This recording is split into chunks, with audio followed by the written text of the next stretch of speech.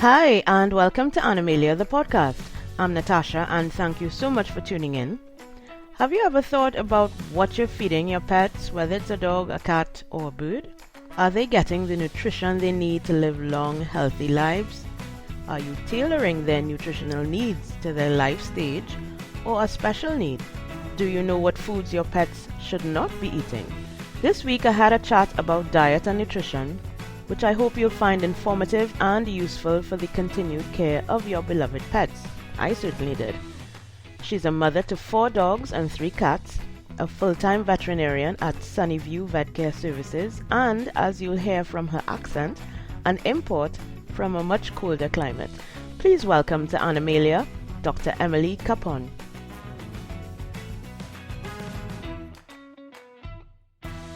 Speaking with today, Dr. Emily Capon. Could you start by telling us a little bit about yourself in terms of your background and history with animals and why you became a pet?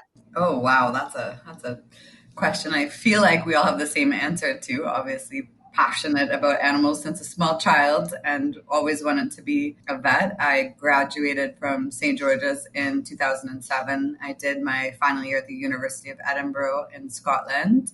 I did a master's of public health too. And I came to Trinidad in 2008. And what led you to the sunny shores of Trinidad and Tobago? And where are you from originally? I'm originally from Canada, and during my time at vet school, I met my husband, who is a Trinidadian. And I always loved Trinidad, to be honest. It wasn't hard to lure me here, put it that way. And since your arrival here, tell me briefly about how that experience has been. And did you practice in Canada, and what are the differences? No, I never practiced in Canada. I spent many years working as a technician or a vet assistant or kennel cleaner in Canada, volunteered at shelters, did a lot of shelter work, but never worked as a veterinarian in Canada. And I, obviously studying my final year in Scotland, my first sort of taste of practical vet medicine was there and a specialty referral hospital. So coming to Trinidad was definitely an eye-opener. What you're taught in vet school and then the real world, and especially the real world somewhere where we still don't have access to most of the things that we had access to in Scotland. So it's definitely different from that perspective. I think everything is a little bit harder on an island, period. We don't have access to things as readily. Things are more expensive because they're imported. There's many challenges to practicing on an island, but I love the perpetual sunshine. Benefits, yes. So let's get into the topic of the day. We really brought you on here so that you can talk about nutrition specifically for animals.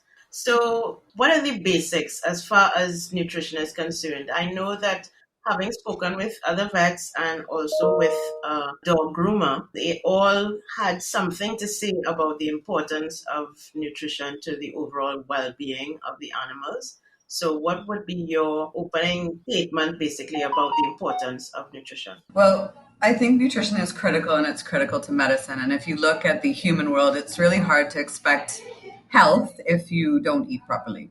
And clearly, when you look at some of the research on longevity of life in pets, it's interesting because when you look at countries that feed largely commercial diets, if you look at the amount of calories covered by commercial diets versus pets that are fed other diets, it's quickly obvious that pets that in countries that feed more commercial diets seem to have longer longevity of life. Again, whether it can all be attributable to nutrition or not is unclear. When I came to Trinidad, I quickly realized, first of all, that we don't get a lot of nutritional education in vet school, right? And this is why I think there's so many opinions out there that aren't based upon facts, and even in our veterinary community, unfortunately, because I think people often forget that, we spent 4 or 5 years in vet school studying all kinds of species from cats to cows to llamas and alpacas. And we study all the different disciplines from medicine to surgery and cardiology and dermatology. And nutrition is really only a small component of what we learn. Yet it comes into play in practice every single day of our careers. So, for instance, when I first started out, I realized that I was seeing a lot of problems that were probably somewhat attributable to nutrition. So whether it was skin conditions, whether it was eye problems, obesity, diabetes, bladder stones, lower urinary tract disease in cats, broken teeth in many pets' mouths. A lot of this problems may have been stemming from nutrition, or at least made worse by the diets that the pets were on. So certainly I think it's important in our world. And then when you look at treatment of many diseases, it involves nutrition as well. So the treatment for kidney disease is largely nutritional. The treatment for liver disease is largely nutritional. So Just as in the human world, I imagine, and because of the various life stages as well, different kinds of nutrition is required. yeah, and you wouldn't know that because you'll often see a bag of food that's labeled for all life stages. And theoretically, that works because of the way that labeling has been set up in America. But the truth is, there's no such thing as a diet that's suitable for all life stages. The requirements of a puppy or kitten are different to those of an adult or different to those of a senior pet. So, for example, calcium and phosphorus levels are typically higher in puppy foods. And really, all life stages just means that it's puppy food, probably borderline puppy food or kitten food, that they are marketing that you can feed to adults and seniors. It's not ideal to feed it to them because the extra fat, the extra calories, the extra calcium and phosphorus are actually not good for your adult or your senior pet. So, it's simple things like that I think, we're not aware of because you see a bag of food and it says it's for all life stages. You assume that means it's biologically appropriate for all life stages. And the truth is it can't be. Yeah, and I get that point, especially as you mentioned that this is not a feature in how veterinarians are taught, because when I have taken my own cats to the vet and explained, well, one of my cats is putting on weight, what should I do? And the response was, well, she's a put-on cat, so she could eat anything. And I was like, oh, okay. Well, and I get that a lot too, right? Like this concept that for some reason, a different breed can, a pothound can eat human food because that's what they would eat in the street. And the truth is, a pothound on the street only lives a few years. We don't want our pets to live a few years. So it doesn't really matter to me what breed you are. You still have to pick an appropriate diet for an appropriate pet. So I'm guessing your cat actually put on weight because it was eating a much richer calorie dense food, which is kitten food. Yes, I eat kitten chow. Yep. And it's a concern because of the kind of open feeding that I have. I would put out the chow and leave it there for most of the day until it's dinner time. So, and of course, and obesity in cats is a huge problem. In fact, for every 25% overweight a cat is, increases their likelihood of diabetes exponentially, right? So, being overweight in a cat affects their urinary tract system. They're more likely to have lower urinary tract disease. They are more likely to have pancreatic problems. They're more likely to have diabetes problems. So obesity in cats is no small thing. And trying to get weight off of cats is also not easy, right? Especially when you have a household with multiple cats. That is actually a huge challenge that many pet owners face, where one cat needs to be on one diet and one cat needs to be on a different diet, and trying to manage that can be really difficult, as I'm sure you know firsthand. Yes, as I am discovering now. Well, luckily your kittens will grow up and then everybody can go back to being on cat food again, adult food. As we're on cats, let's talk about cat nutrition and some of the fundamentals that cat owners should know. I think that the most important thing for cats, and I think many people know this now, but certainly I didn't. I mean, I always fed my cats dry diets because when I was young, I thought that dry diets equaled less teeth disease.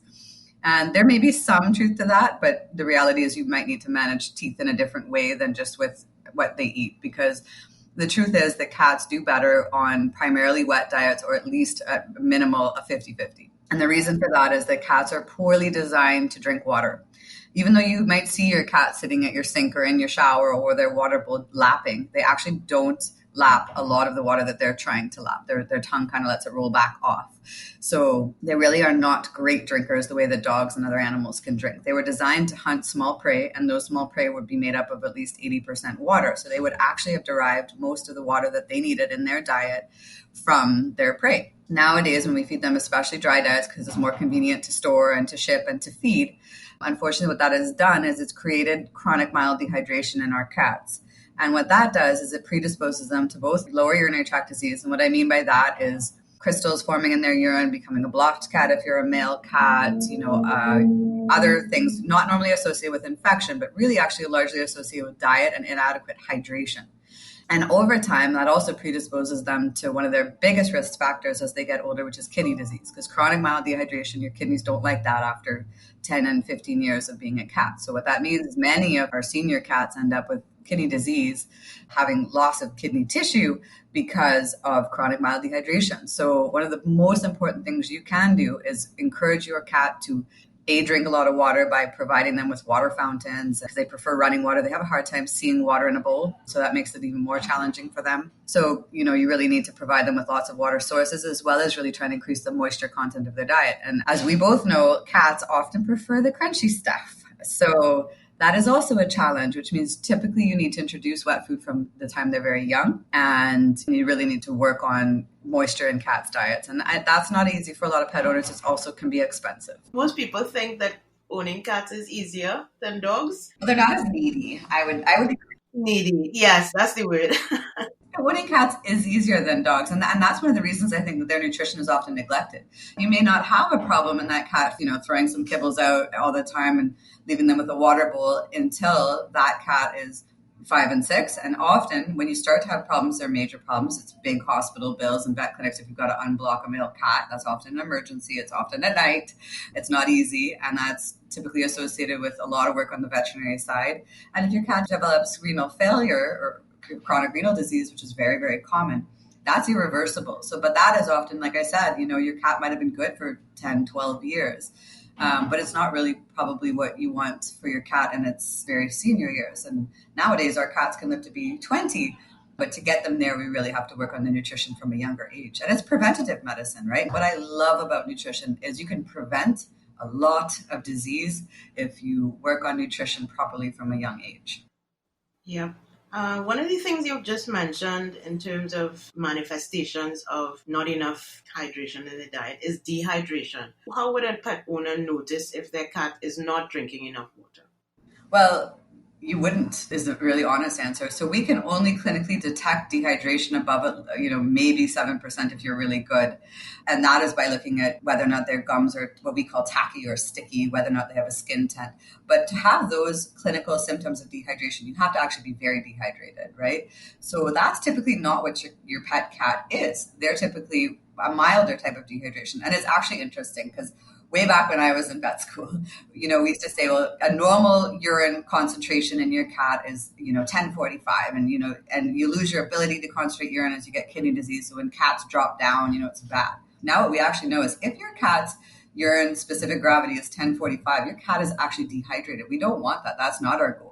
So actually one of the best ways that you can assess cat dehydration is on blood work and urinalysis, which is why I tell people, especially cat owners, you really should be doing blood work and urine at least once a year to be looking and screening for some of those things, because you have no way of knowing as a pet owner. You just don't. You also won't detect early kidney disease in your cat. By the time some of these problems actually become detectable clinically, your cat is sick or its kidney tissue are already damaged beyond repair. Right? So the only way you're going to catch some of these problems in your otherwise healthy, normal looking cat is by running some of these routine screening tests. As a veterinarian, I think one of our biggest challenges in life is that our patients can't talk to us. So, mild clinical signs are easy to miss, and we rely a lot upon diagnostics for those reasons. Let us talk a little bit now about the actual content of the food that we are feeding our cats, specifically in this case. We say 50-50, wet and dry. And from general knowledge, you as a cat owner, you know that your cats need taurine in their diet. So you know that you have to buy cat food for them. But is there optimal cat food for your cat at his or her life stage that we should be looking at? Should we be looking at ingredient labels? Should we be feeding grain-free diets? Should we be much more judicious about the cat food that we purchase? Well, you bring me to a really interesting topic, and I'll share some of my own life story because I think it's the only way I can kind of illustrate this point.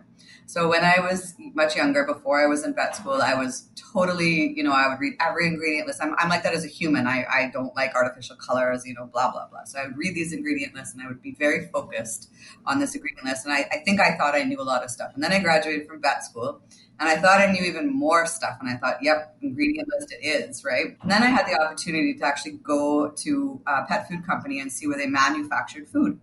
And this was a company with a great ingredient list and a very fancy package. that said things like holistic on the bag. And I thought, wow, this food is fantastic. And I got to see where it was made. And I was, to say underwhelmed would be an understatement. But I thought that maybe that was just normal. And I thought, okay, well, maybe